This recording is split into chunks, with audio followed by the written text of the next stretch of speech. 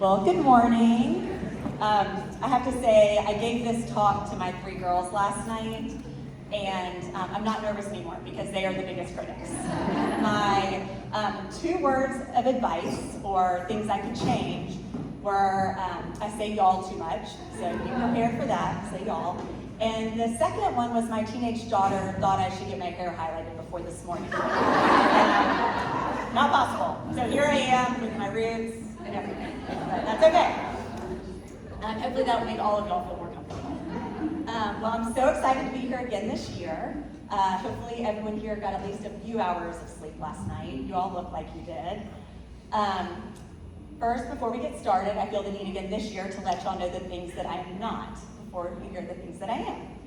I am not a Bible scholar. I am not a therapist of any kind. And I'm not a parenting expert, or really an expert at anything. But I am a mom of 3. Here's my 3 girls. Pearl is 13, Lucy is 11, and Rose is 10. And I'm a sometimes jewelry designer, and I have a very, very crazy life, but I wouldn't change it at all.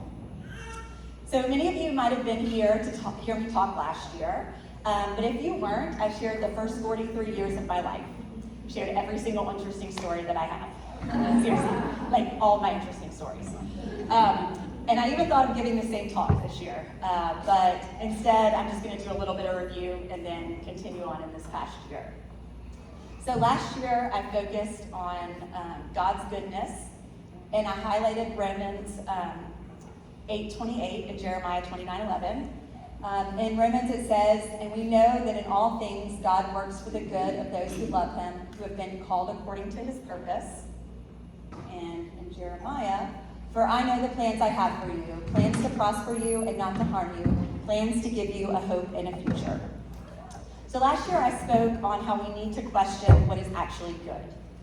It's super easy to come up with what the world thinks is good, and so we tend to think that those are the good things that God is speaking of. When we think of good things, we usually are thinking of things like financial success. We're thinking of healthy families. I know for me, well-behaved children. For you, maybe good is a baby sleeping through the night, an adoring husband, and maybe some youthful looks.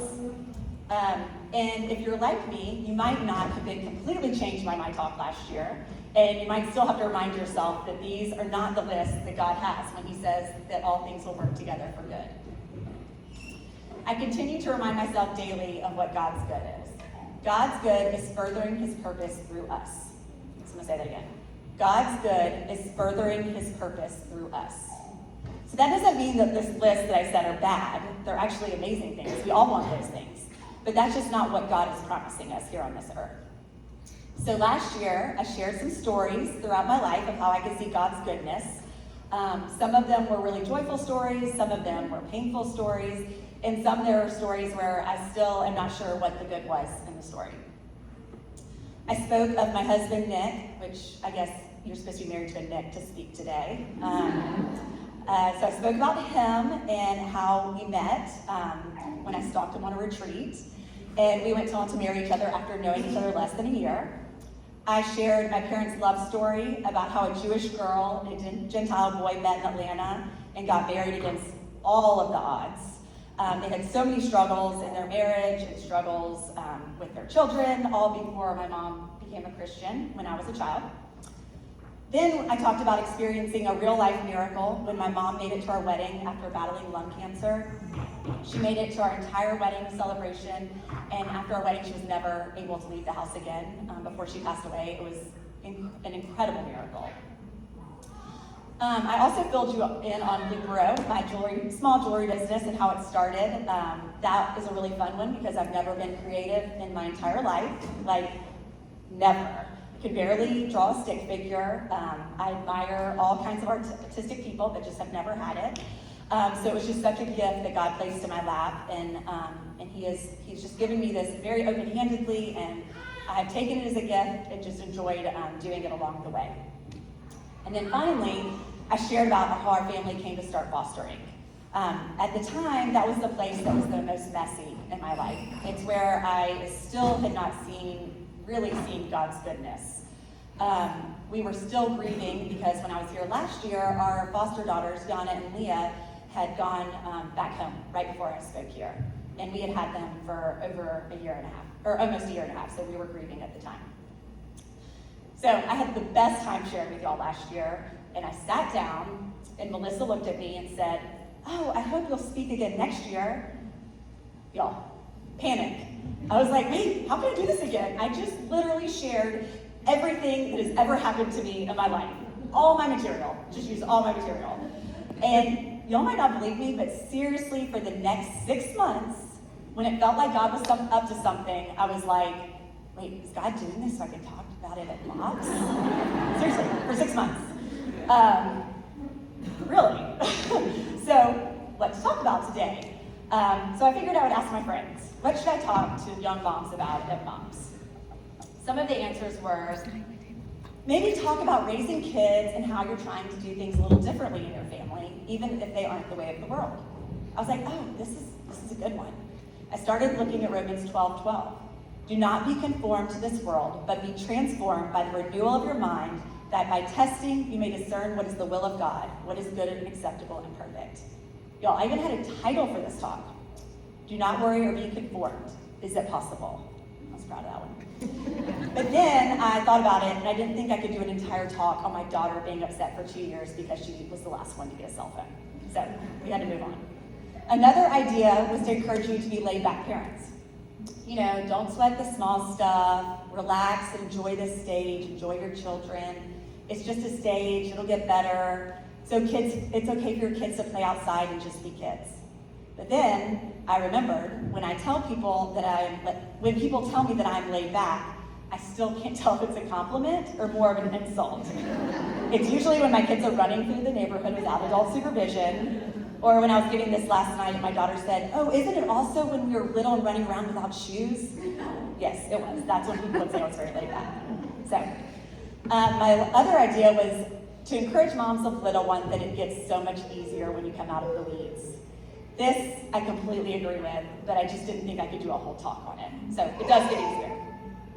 But my heart kept getting pulled back to the message of God's goodness and how confusing it can be. Does anyone else ever find themselves confused on what God is up to in your life? I know that sometimes for me, it just feels messy. I can't really see where the good is. I'm like, God, I'm following you. Like, why is my life so messy? And I'm sure some of you can relate with that. And as I mentioned earlier, we are a foster family, and that is the messiest part of our family's life currently. And it's also a part in our life where we normally can't immediately see what the good is in it. In fact, last time I was here, I shared about, like I said, Donna.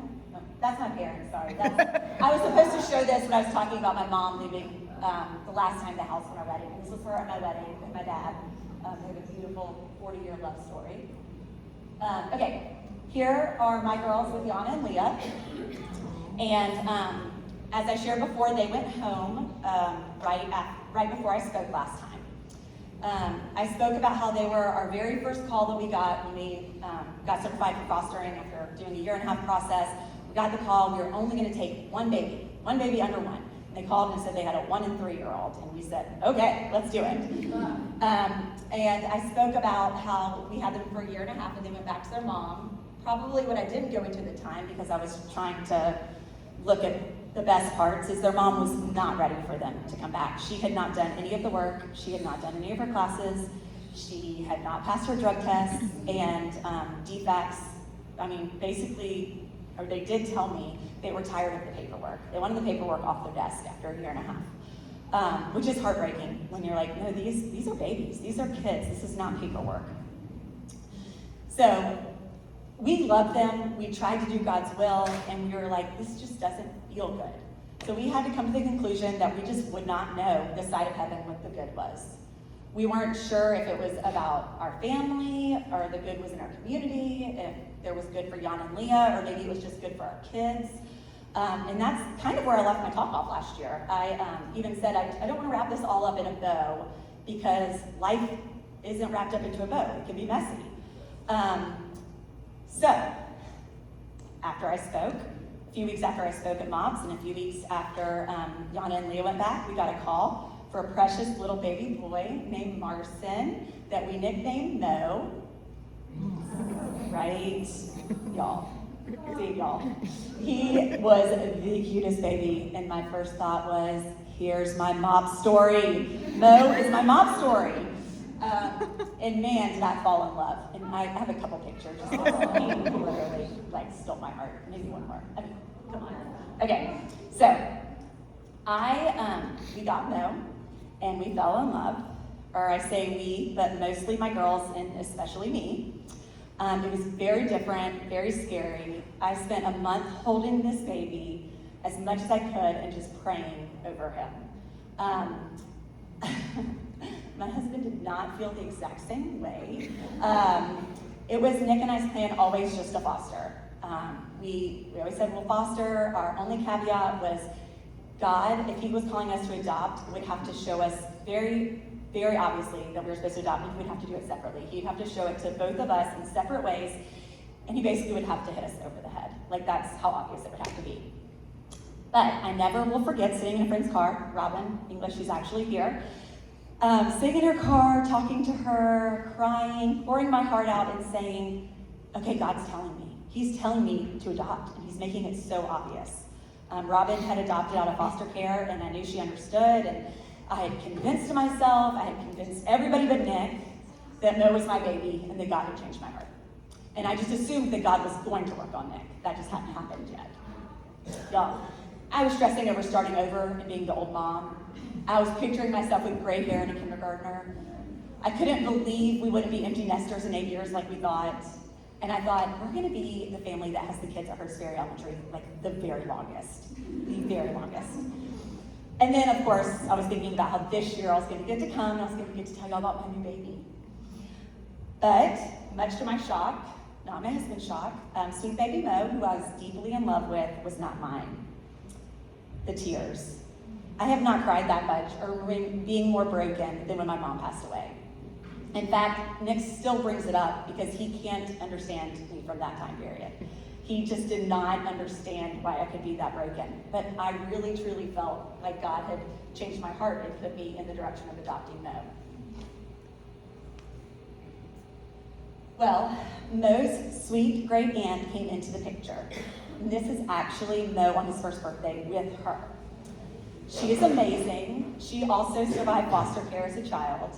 And she is truly the best mom for Mo. And I'm so excited, but I was so wrong.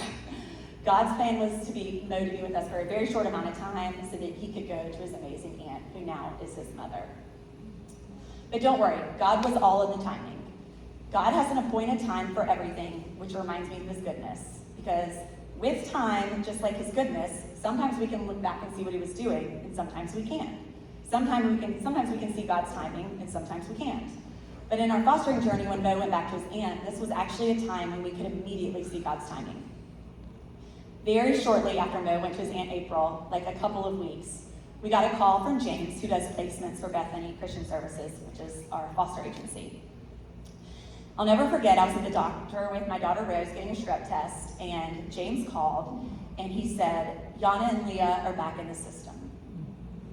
My heart felt everything at that moment. At first, I was crying, devastated, that something had happened big enough for them to come back in. At the same time, I felt so excited that we might get to see them again. I also felt nervous that they might not come back to us. And then I felt relief that somewhere in this broken system, they had called us and found our name. They were in a different county, and if anybody knows the foster system, it is very unusual for paperwork to not get misplaced and everything to be in order. So we were so grateful that we got the call. So for the next 2 hours, we didn't know what was going to happen. We didn't know if we'd get to get them back again. And about 2 hours later, we got a call that they could come back to us. So instead of waiting on the details and the transporter, Rose and I, with her strep throat and all, rushed back home, got car seats, got snacks, and we drove the 2 hours to where they were and went and got Yana and Leah to come back to us. And then here is the day they came back to us. My girls said to apologize for how they look in this picture because they were all crying. Rose went with me to get them in the middle, and then Lucy on the side saw them when she got off the bus and was shocked. And then my oldest in middle school came home, and they were all hiding in the closet. And they jumped out, and she immediately, who was also my hardest child, Sorry if she hears this. She burst into tears. She was so happy to see them. And she thought she was just seeing them for a few hours that they were visiting, but she was that excited. So that was just a really special moment that we had. And if we had still had Mo, we would not have gotten the call for Yana and Leah, and they would have had more trauma in their lives going to another foster home. So this was a year ago this month, and guess who's still at our house? And guess who still doesn't know what the plan is or what the overall good is in this story? I sure don't, but I do know that God works all things together for good for those who are called according to his purpose. So today, when you leave, what I think I would want you to leave with the most is just keep following Jesus. Whether it's in your parenting style, whether it's in your job, whether it's in your community, or whether it's just being kind to those around you. We don't have to conform to a mold or what society says fits. If you have open hands to let God guide you, good will come, even if you don't know what it is. We might not see the good or understand it, but good for God's kingdom will come, and I promise you that you will be changed. All right. Oh, here's all of us together at the beach. All right. We'll do tape. Thank y'all for listening. Did you want to do questions now? You want to ask questions? Yeah. Okay, if anybody has questions,